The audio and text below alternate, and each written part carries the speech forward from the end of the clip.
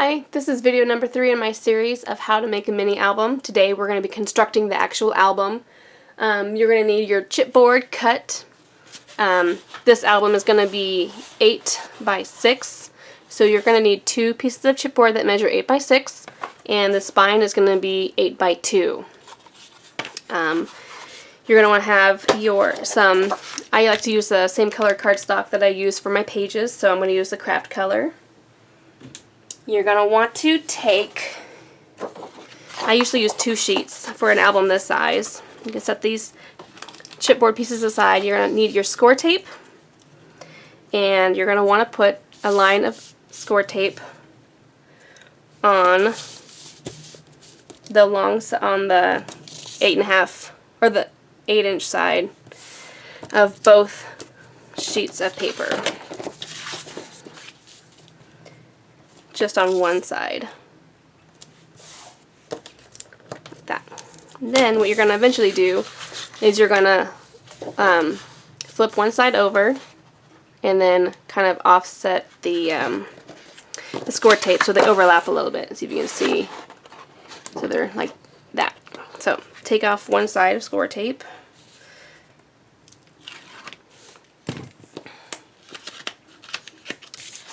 Oh no, that was the wrong sheet of paper. Sorry. Start that over.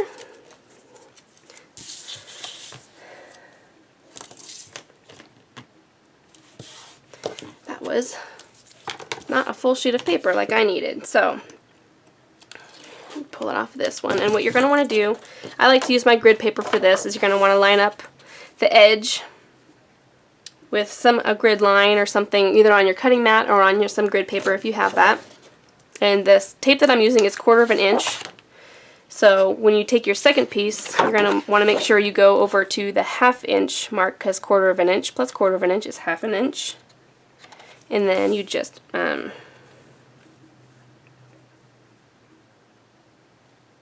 make sure it goes on straight as possible.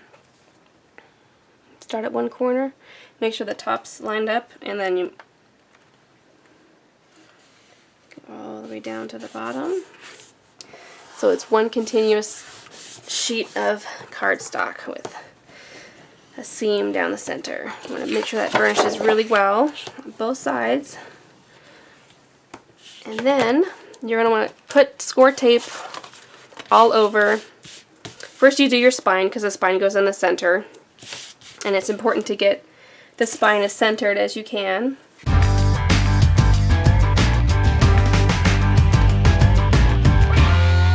Okay. You're going to want to have this centered. I like to use my Tim Holtz ruler, and I just put the 0 right here. There's the 0. It's a centering ruler, so it has 1, 2, 3 going this way, and then 1, 2, 3 going this way. So you know how many inches you need to have it. So I'm going to put the line at about 1 1/8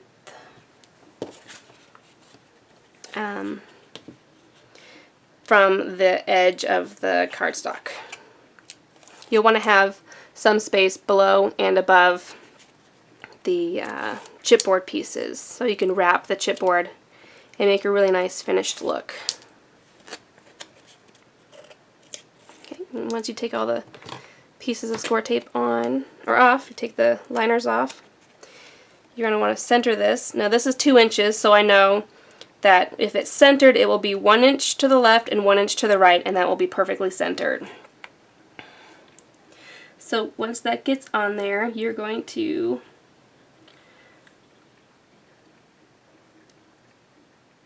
lay it down really carefully, as long as it's perfectly centered. Like that. There. Doing the cover is probably my least favorite part, just because it's a little nerve-wracking. It takes a lot of work to do, and if you mess up, then you're going to have to start all over. So I like to take some more score tape, and just on the very edge of the the chipboard spine, you want to put a piece of score tape right along both sides of the chipboard.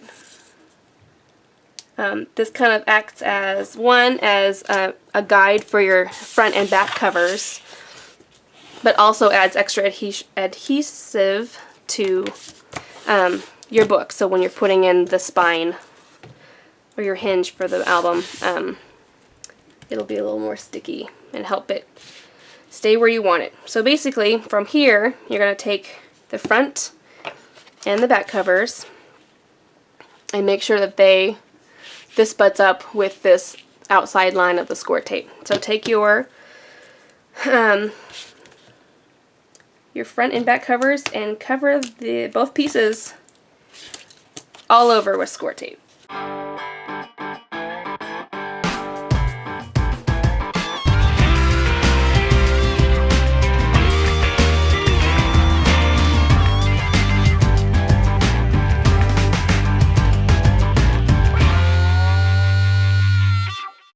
When I'm done doing an album, I generally have my floors covered with score tape liner. It's kind of that and paper scraps, of course.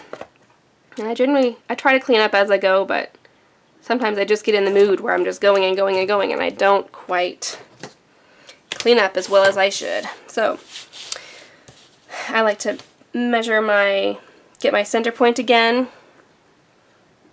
It just helps me make sure everything is even Steven. So lay that down there. And do this side.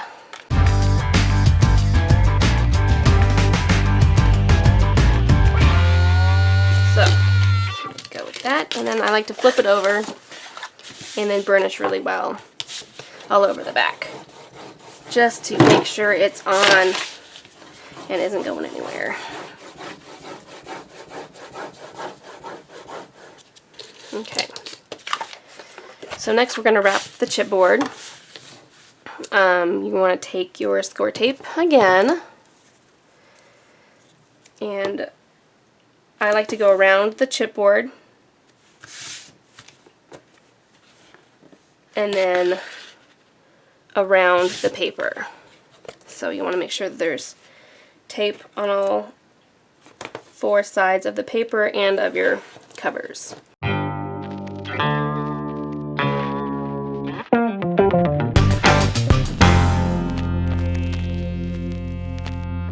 And this is a tool that I like to use a lot. It's called the Perfect Trim Ruler. I don't believe I talked about this on the first video, but it's an acrylic template that you can use to miter your corners. So when you do wrap it around, you get a really nice finished corner. Lots of times I usually trim off too much paper, so then part of the corner is exposed, and I really don't like that. This makes the job so much easier.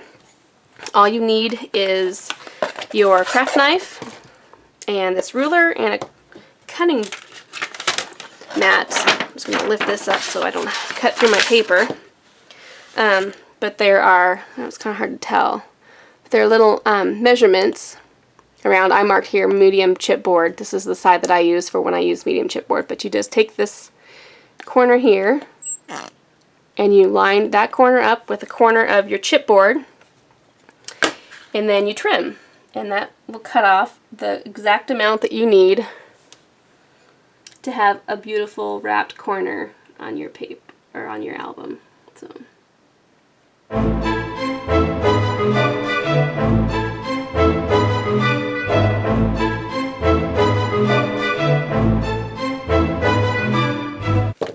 this is a great little tool. If you like to make mini albums and you have a hard time mitering your corners when you wrap your pages, I highly suggest getting it.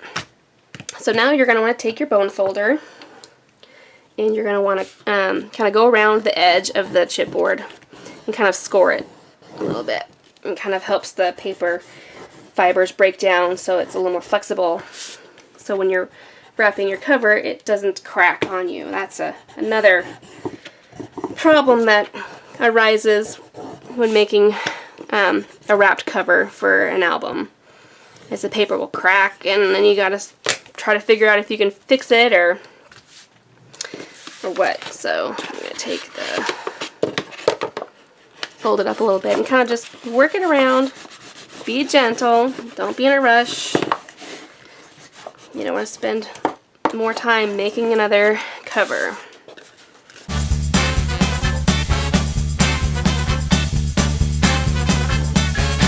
Now, you're going to want to take off all the score tape, even the score tape in a little, in between the spine and the covers.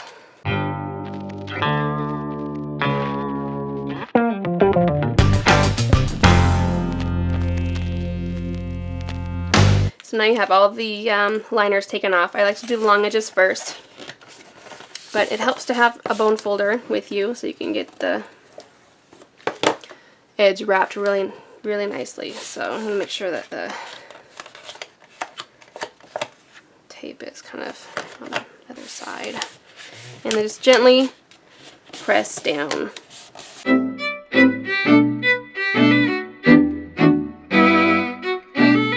And then on these corners, it kind of, I don't know if you can see very easily. There's not enough light on it. I can zoom in here. Right here, this is the corner, and you kind of want to push the excess paper down with your bone folder, like this. And then press this over like this. And you want to do that to the other side too.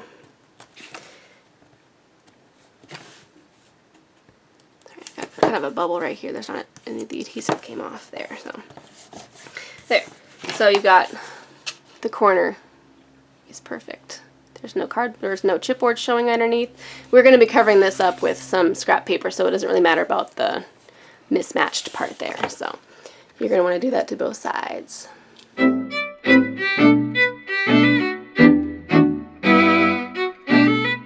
to want to burnish all of your sides down really well. Make sure that score tape's stuck on the chipboard.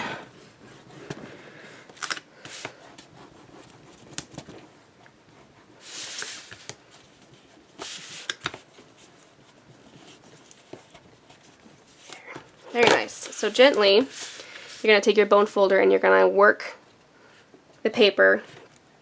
You're going to kind of push it into the score tape that was there before on both sides.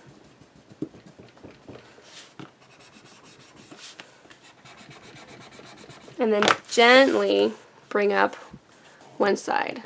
You don't need to fold it, over 90 degrees is all it needs to go, because that's how books are. They don't lay, they're not at a weird angle, they're at 90 degrees. And then gently do it to this next side. Yeah, so basically your cover is done. Your pages are going to go on a hinge that is going to be attached to the inside of the book right here. So in order to do the hinge, you're going to need a piece of paper that measures 7 3/8 by 11. So I'm going to put the cover aside for a minute and get my paper trimmer out.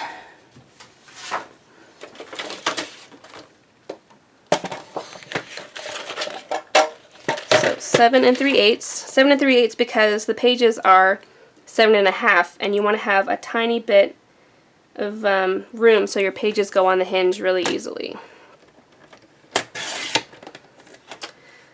So there's that.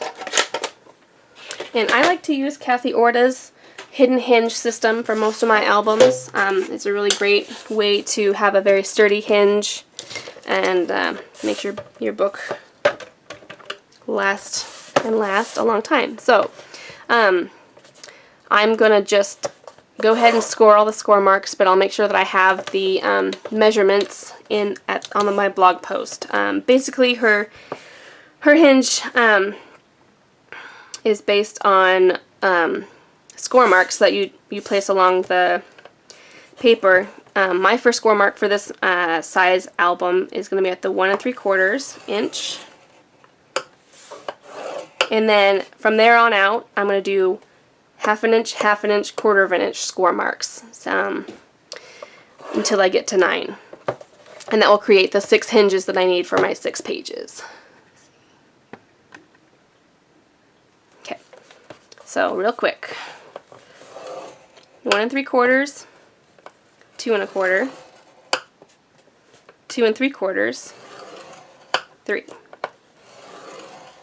Then 3 1/2, 4, 4 1/4, 4 3/4, 5 1/4, 5 1/2, 6, 6 1/2, 6 3/4, 7 1/4, 7 3/4, 8, 8 1/2, and 9. So you'll have 2 pairs of half-inch, or not 2 pairs, a pair of half-inch score marks or spaces, and then you'll have a 1/4 inch, and then it'll be 2 half-inch, 1/4 inch, and then all the way to the end of the, well, not to the end of the paper, but to the end of your measurements for when you have the amount of pairs. The pairs are going to be the hinge, and then the half or the 1/4 inch is going to be the gusset in between the pages. So for this, you're going to want to fold on the score line, fold up, and then turn it around and fold the other way. And then fold down and down. It's kind of hard to explain. I'm not even showing you on the camera. Here we go. So basically, you're going to have, this is going to be the hinge. This is the flap. Ooh, my camera just fell. This is the flap you're going to have, put your page on. So you just keep folding your half-inch pairs together. Those form the hinge, and then the 1/4 inch score mark forms the gusset. So I'll just fold this really fast and then show you what it looks like when it's finished.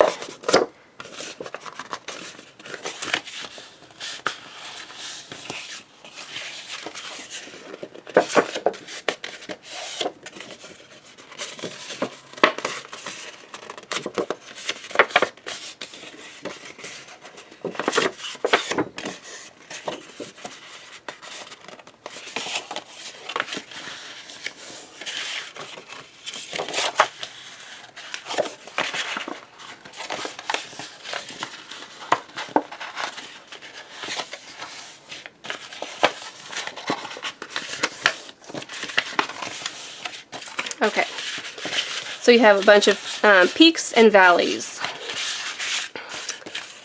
It's going to look something kind of like this. What you're going to want to do is flip it on the back side, and for every pair of half-inch score lines, you're going to put 1 strip of sticky strip, or 1 strip of score tape. So here's 1 set here.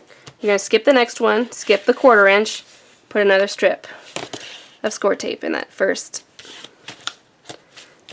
half-inch mark. There's the second half-inch, the 1/4 inch, then the first half-inch, second half-inch, 1/4 inch, first half-inch, and do that to all 6 pairs. So you'll have 6 strips of score tape going down the back.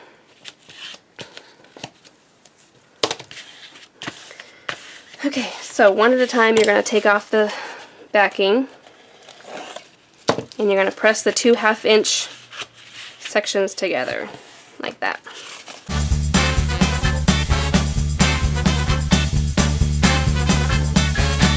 Now, it looks something kind of like this, kind of like a, I'm not sure, like a really short book, I guess.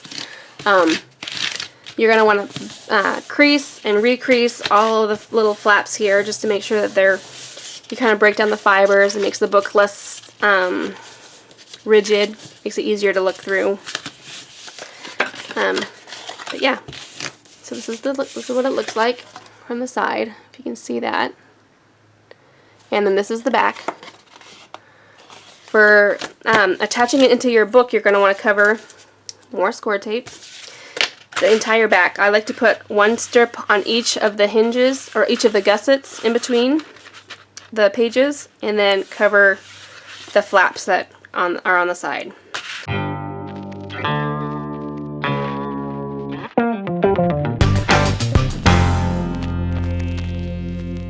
Okay, now that the entire back is covered, guess what comes next? Taking off all the liners.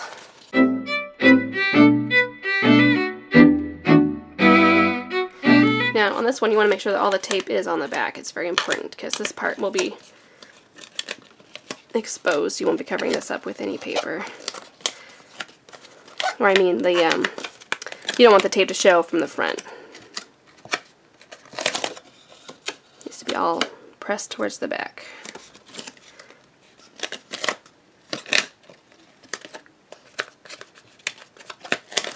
Alright, so then you take your cover, and you need to decide, well, you don't really need to decide right now, but I like to make sure that the seam here, that when you join the two pieces of paper together, I like to have the seam so that the paper is on top for the front of the book. So we want to make sure, for me, I like to have that on the front. So you can take your ruler again, just in case you want a little bit of guidance. Now this is going to be, it's an inch shorter than the cover, about, and you're going to want to kind of make it a little bit lower on the bottom than on the top. Or you can, I don't know, it doesn't matter. I guess there's no top pocket, so you can do it either way, but I like to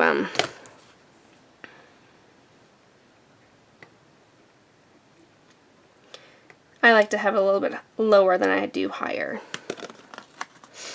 So you're going to want to take the middle of the hinge is going to be the fifth or the third after the third hinge.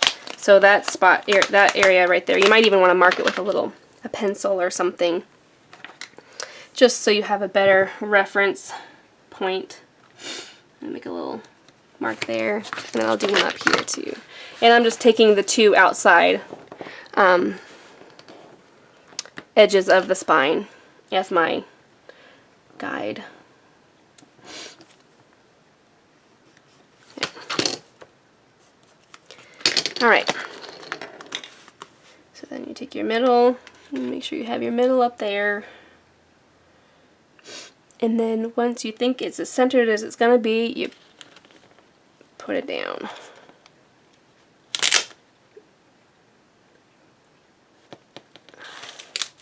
Because if the hinge is crooked, when you put your pages in, they will be crooked too.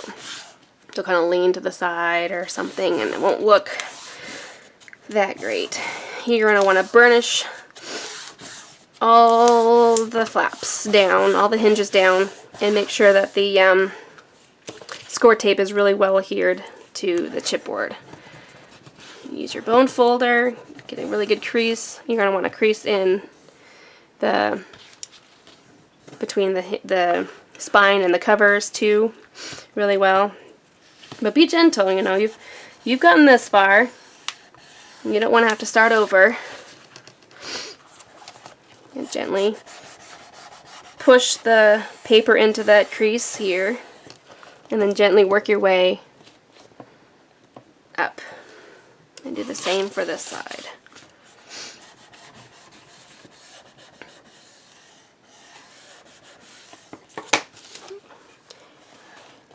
Gently crease it up, or fold it up, about 90 degrees. Okay, now we are going to break out the score tape again. We're going to put the pages on the spine. You're going to want to put a line of score tape on both sides of the flap of each hinge.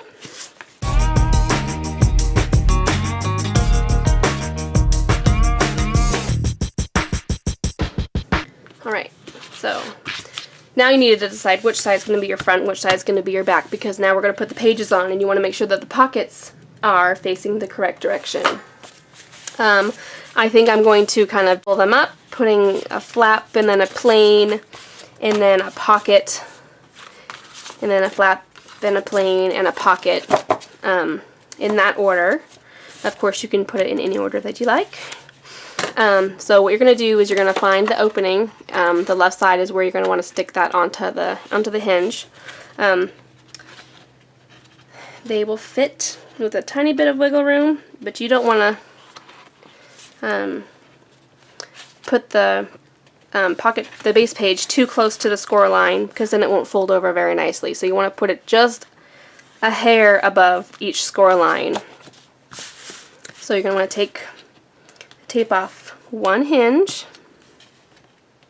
And this gets a little tricky. You don't want to put the hinge all the way to the other side when you're getting the second side off, because you might get that stuck to the cover of the album. So just open up the pocket and put it on the first hinge.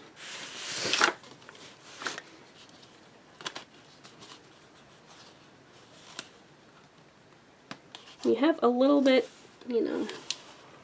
of wiggle room, and then you just fold it down, fold it over, and then seal it, and that is your first page. It's officially in your book. So work on getting the rest of your hinges or your pages put on the hinge, and you'll be done.